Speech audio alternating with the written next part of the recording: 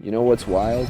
The number of people who study starting hands like it's the Bible, and then the moment the flop hits, they play like they've been possessed by a slot machine demon. It's like, I have the top pair. Let's go all in against 3 people.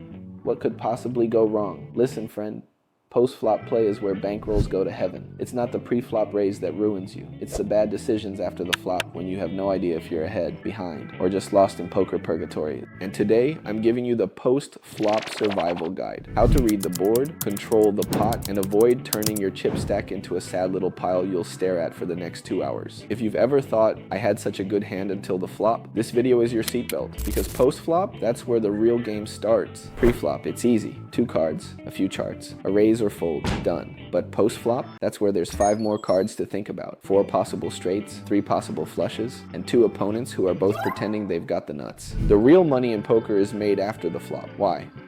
Because this is where you can outthink, outplay, and outpatience the people who rely only on good cards. You can't control which cards come down, but you can control how much you win when you're ahead and how little you lose when you're behind. And step 1 is knowing what kind of flop you're even looking at. Alright, let's talk about flop textures. Don't panic.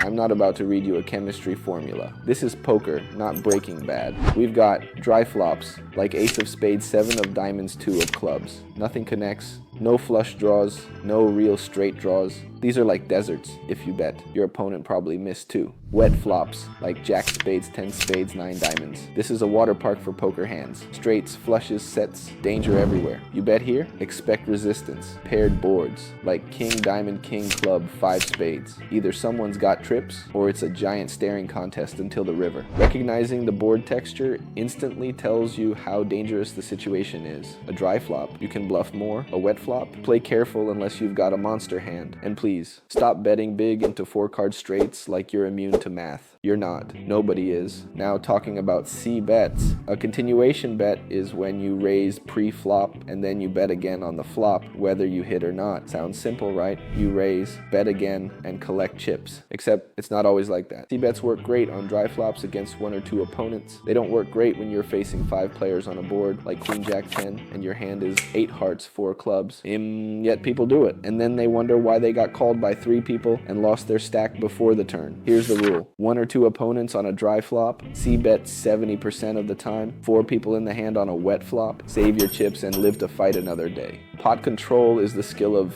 not making the pot huge when your hand isn't huge. Sounds obvious, but I've watched so many players take a decent hand, like top pair with a weak kicker, and then blast the pot until they're all in against someone with trips. You don't have to go broke with a decent hand. If you're not sure you're ahead, keep the pot small.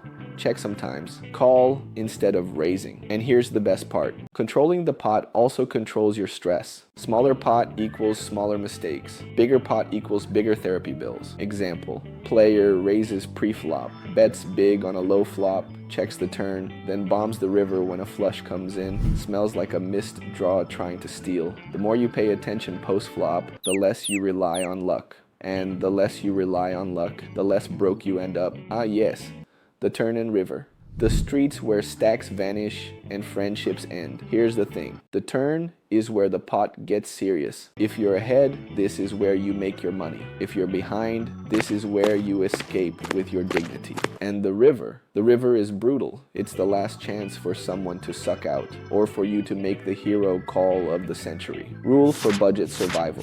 If the river card makes the obvious draw complete, flush, straight, and your opponent suddenly goes all in, 80% of the time, they have it. The other 20%, sure, it's a bluff, but is it worth risking your whole stack to find out? Sometimes folding is the move you should make. Here's a bonus survival hack, the 2-street rule. If you're bluffing, only fire from 2 streets, flop and turn, unless the river card is perfect for your story. Most players can call 2 bets light, but calling 3, that's when they start folding unless they've got it. And if you're value betting, go for all 3 streets, but size your bets like breadcrumbs, each one leading them closer to the all-in they can't resist. Post-flop play is where poker becomes art and also where beginners accidentally set their bankroll on fire. Learn the board textures, pick your spots for aggression, keep the pot small when you're unsure and big when you're sure. And for the love of your chips, don't c-bet 5 people on a wet board with nothing but a dream. Follow this survival guide and you'll not only last longer at the table, you'll actually start thriving after the flop. Hit that subscribe. Drop a comment with your worst post-flop disaster story, and remember, in poker, folding is sometimes the bravest thing you can do. See you next time, and may your rivers be clean. Wait up! Don't forget to check out our private channel on the description. We don't play poker, we hunt.